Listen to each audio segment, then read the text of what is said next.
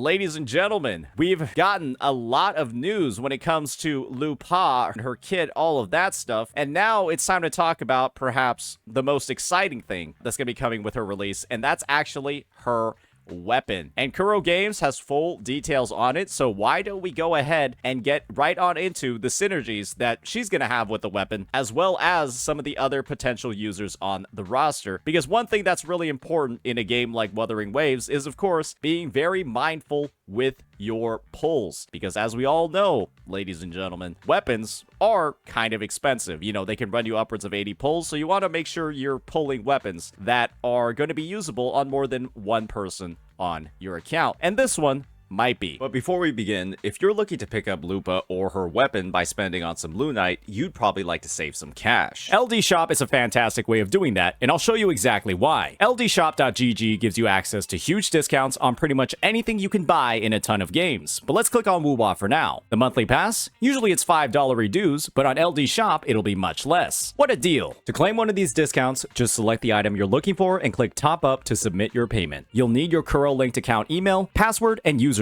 This might seem a bit off, but remember that LD Shop already works with sensitive account information with their emulator, LD Player, so you can trust them for their services. They also have excellent reviews on Trustpilot. If you created an account with Gmail or Facebook, use the directions of the top-up menu to link your account to an email. After finalizing your payment info, wait a couple of minutes and your items will be on your account. New users can get a 15% discount and an additional 5% using my sponsored link, and first-time top-up bonuses are available as well. That means you can get some big discounts. Spending $80 or more will net you a VIP membership, which can get you a free 30-day lunite subscription. So try LD Shop today. So we've got the full details of it ready to go over here. Let's get right on into Wildfire Mark. The young wolf races through the wild, shedding... Nobody cares. So that's what the weapon is going to look like. If you're familiar with Dark Souls 3, then you might be getting the vibe that, like, wow, this is really, really similar to, I think his name is Black Blade Malekith, but he uses, like, a red sword. Or maybe, yeah, Malekith. That's the boss from Dark Souls 3 that this is probably going to remind you of. This weapon is pretty badass. It's one of the coolest ones in the game. Elden Ring? That's Elden Ring? Okay, they're basically, like, guys, Dark Souls 3 and Elden Ring almost look exactly the same. Okay, whatever, okay? I play both games. They sort of merge together for me sometimes. All right, so with that out of the way, let's get into the actual weapon, starting off with its base stats. So this weapon is going to be providing you 587 attack and a nice critical damage bonus of 48.6. And so what that means, ladies and gentlemen, is that if you're building Lupa, then you pretty much know for certain what you're going to be pre-farming for when it comes to her, her set. So if you're going to go ahead and actually, you should probably have somebody that's holding on to her pieces right now if you're pre-farming. You want to make sure that you're using a critical rate forecast while you're pairing her up with this weapon. Otherwise, you're going to be in some trouble. We actually had gotten some clues for what her weapon stat was going to be way back in the day because, well, her kit has been in the game for quite a little bit of time.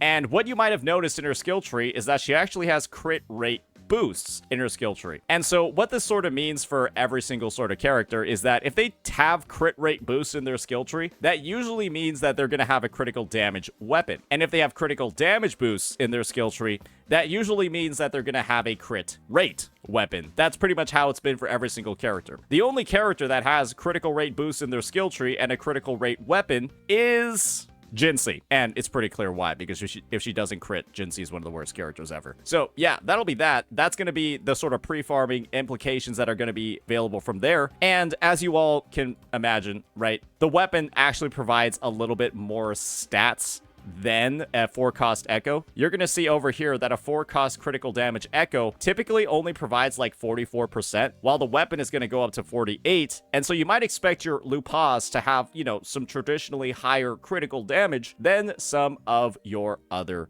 units. So that's just something to keep in mind. Now, let's get right on into her weapon skill. And this is where stuff gets a little bit spicy, ladies and gentlemen. Let's take a look. The weapon skill is going to be called Blazing Starfire. And we're going to be looking at it just from citizenization rank number 1 because most people aren't going to go beyond that at all. It's going to increase your attack by 12%, which is a little bit unfortunate because most of the time you want to have a general attribute damage bonus of 12% instead. The way that I like to view it is that attack is just a substat, right, that you can gain on your echoes. You can just see over here, I'm seeing an attack substat of about 10.1%, while when it comes to skill damage bonuses, you can only get 1 damage bonus of each type. Having a general attribute damage bonus on your weapon, like say, for example, with Jinxi's signature, having a general attribute damage bonus on your weapon, like with Jinxi's signature, is essentially equivalent to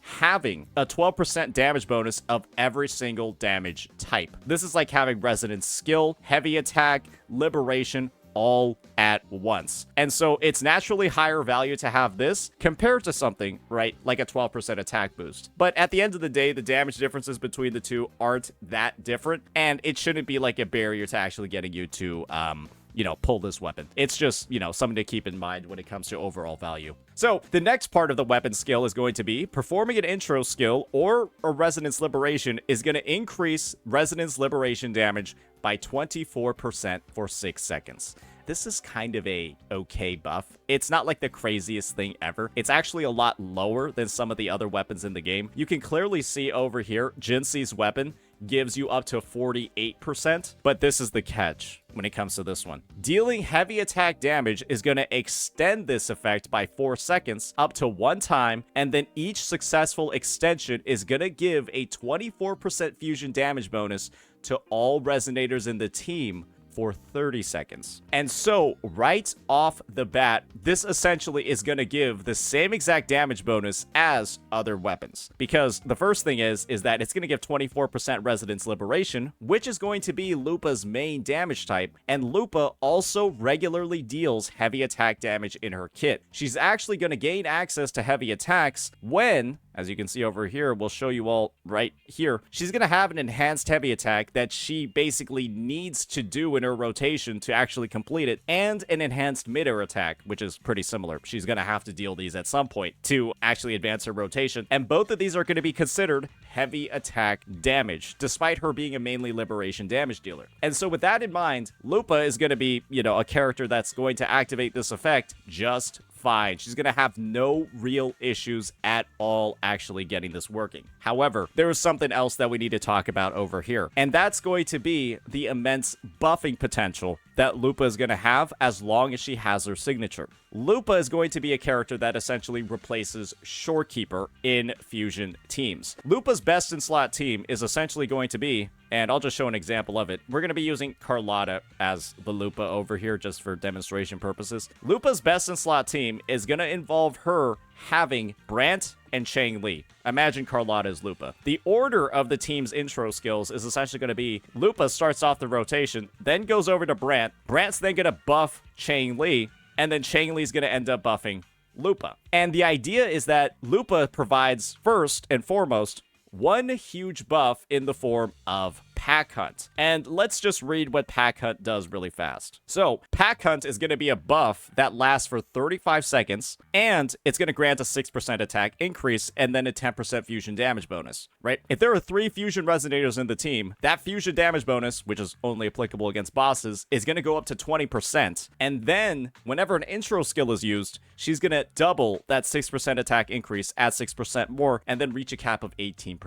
And so, if we're looking at all the buffs just from her kit, she's going to have an 18% attack increase at its apex, 20% fusion damage bonus if you have all fusion, resonators in your team. She's also going to provide, and this is going to be pretty crazy over here, 15% fusion resistance ignore if she has all 3 fusion resonators in the team. Then she's going to get 24% fusion damage bonus from her weapon to her entire team. And the last part about it, and this is going to be sort of like the cream of the crop over here, her Sonata set is also going to provide 15% fusion damage bonus. So you have 15 from here, you have 24 from her weapon, you have 39, then you have 20% more against boss monsters as well for 59% fusion damage bonus, and then you're going to have the 15% fusion resistance ignore, and then, dear God, 18% attack. So you can see over here, this character is going to, especially on fusion teams, provide so much buffing that the damage you're dealing with your Brant and Chang Li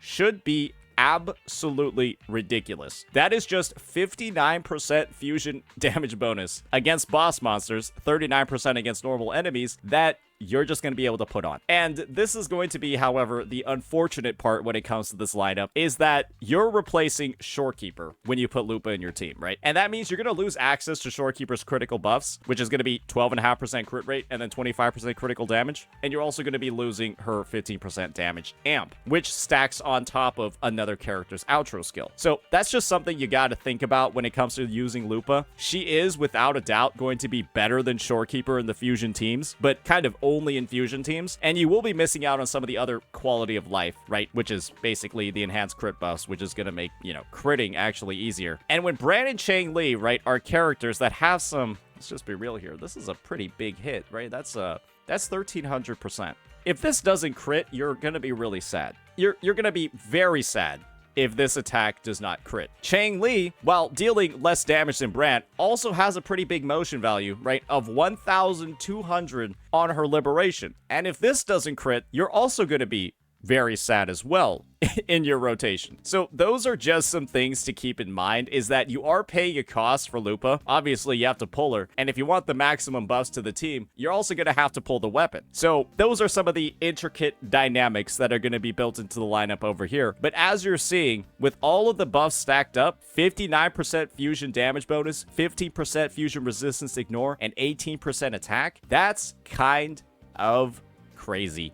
That's kind of a lot. And it is without a doubt going to make Lupa one of the best buffers in the game. And of course, her signature is going to be one of the best weapons in the game if used on her and if used on fusion teams. Because let's be honest here, right? It gives a fusion damage bonus specifically in its weapon effect. It would have been a lot nicer if this was just like a general attribute damage bonus to the entire team so that it could be used on more characters. But unfortunately, it does look like this weapon is going to be one of the more specific ones. However, it still does have some use cases on other units. And the main one that everyone's keeping top of mind when it comes to those other use cases, ladies and gentlemen, is going to be one character that sort of has been forgotten across the life cycle of Wuthering Waves, and that's going to be this guy. Yep, Cucumber, Calculator, all the different names that you could think of, Calcium. Yeah, he's going to be somebody that can actually make use of this weapon.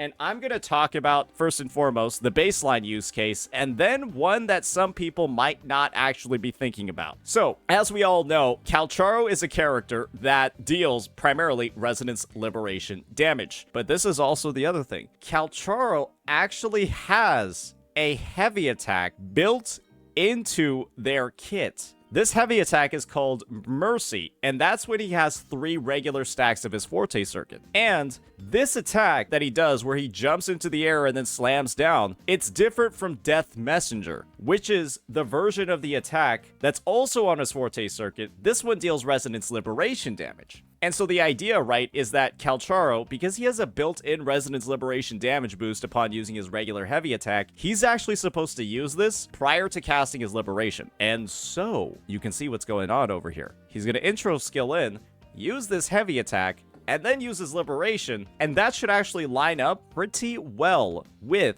this buff, and give him a full 10 seconds of this 24% Resonance Liberation damage bonus. Unfortunately, this is kind of not that good, especially compared to other damage types in this game. Because like we mentioned before, right, especially if we just look at the broad blade class, Jian just gains a 48% heavy attack damage bonus, right? Just from using things like a fucking intro skill or a liberation. That's just something that happens. Jinsi goes up to 48% as well. Calcharo with Lupa's weapon is going to be at a max of 24% liberation damage bonus. And the only way to increase that is going to be with refinements or dupes on the weapon. And that's probably not something that you're going to do. You're going to need 5 copies of it to get it up to 48% just to match other weapons. Because that extension, that other bonus, that other side of the equation is just a 24% fusion damage bonus, right? And Calcharo is an Electro character, so he's not actually able to make any use of this bonus at all, while Lupa basically adds this 24% onto her liberation damage bonus to get up to 48, like pretty much every other weapon. However, there is one use case that actually makes use of both halves of this weapon. There is one use case, and that is if you decide to do, ladies and gentlemen, a quick swap team where you're pairing up Calcharo with a character like Brant or Chang Li. And what that actually means is that, well, this is probably one of Calcharo's most popular teams in the game from the perspective of Chang Li still gives that liberation damage bonus, and she can make use of his long animation times to actually swap in and deal damage of her own. And what that means is that that 24% fusion damage bonus that was originally just completely dog shit on Calcharo and doesn't do anything can actually be used to buff Chang Li in this one quick swap composition that's available. This potentially could be enough to elevate Calcharo, at least in this one team, to perhaps slightly meta. We'll see. Maybe we'll test it out ourselves. I'm not particularly sure, but this is something that's going to be available. This is something that you will be able to do. And I mean, sure, I guess it might be all right. Right? It might be okay. It's a bit of a meme, but it is an option that's going to be available for you. The next thing that I kind of want to talk about over here is, well, the other users other than Calcharo. And let's be honest, there aren't a lot of Broadblade users on the roster. The main ones are going to be Jian, Jinxie, and that's kind of just it. Yeah, you're not going to be putting this shit on Tao Chi for sure. And Lumi, I guess, could technically get a little bit of use out of it as well. But who the fuck is using Lumi anyways? So when it comes to Jian, this thing is useless. He deals no liberation damage. The only use case you might actually have with Jian is if you, for some godforsaken reason, want to buff Mortifi on the team, who deals fusion damage. So theoretically, this would give Mortifi a 24% fusion damage buff, but then you're not making any use of this actual first half of the effect itself. It's just going to be a critical stat stick for Jian. I don't recommend it. Jinxie, on the other hand, well, she does deal Resonance Liberation damage, but similarly to Jian, the only teammate that's going to make use of the buffing effect is if you maybe run like some sort of quick swap rotation with Jinxie and Chang Li. But the thing is, most people probably aren't going to do that. And with Jinxie's main teammates being Cancerella and Jeja, they're going to gain no benefit from the buff either. So the end situation is, ladies and gentlemen, unfortunately, Calcharo in the quick swap teams with Chang Li is kind of the only user of this weapon, but that would require you to put Chang Li with Calcharo, which you're probably not going to do if you have Lupa and her weapon, because Lupa's best in slot team is going to be with Brant and Chang Li anyways. So the end result is that, well, this weapon, simply due to the fact that it's going to be the best on her, and the only way it's usable on other characters is by pairing up Lupa's best in slot teammates with those characters, it's kind of, I don't want to say I don't recommend pulling it for Calcharo, but I kind of don't recommend pulling it for Calcharo. Unless you, for some reason,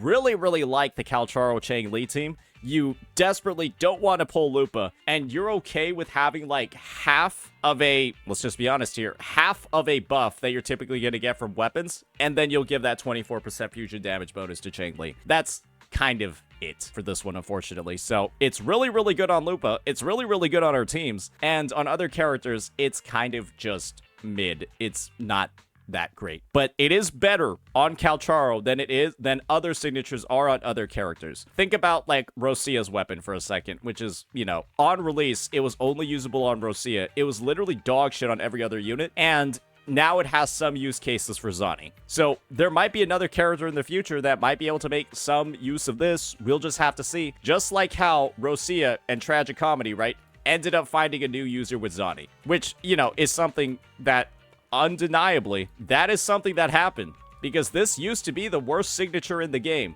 1,000,000%. The worst signature in the game in terms of usability on other characters, and now it's actually somewhat decent because of, you know, the fact that it has synergy with Zani. So that's just something to keep in mind. I would say, like, as a whole, it is a little bit, you know, it does suck a little bit how much more specific the weapons have gotten in terms of their effects. At the end of the day, though, it's not nearly as specific as some other games in the genre. I don't know if you guys have seen things like Skirk's signature in Genshin Impact. Yeah, it literally has effects that only she can activate. I don't know if you've seen signatures in games like Zenless Zone Zero. They also attach elemental effects, right? Or like elemental damage types into the weapon, but they've been doing it since release. And so this is kind of like the first example of when I've seen Wuthering Waves actually add in strict attribute typings into the weapon. And I'm just hoping, right, people send feedback, people send concerns over to Kuro Games, and they maybe, you know, go ahead, listen to that, and then stop doing things as restrictive as this. Honestly, I would have been happy if it was like 12% attribute damage bonus over here. That just gets doubled if it's fusion. Something like that. That would have been pretty cool. Yeah, like a 12% attribute damage bonus that goes up to 24, and then if the teammates are fusion, it gets doubled. Something like that, just to make it seem more usable. Clearly gives some benefit to being used in best in slot teams, but not be this overly specific and kind of like, you know, absolutely useless relative to, you know, other attributes. Now, let's get into some of the final details of the weapon, and that's going to be how it's upgraded. You're just going to be using the Wave Worn Residue, which of course is something that everybody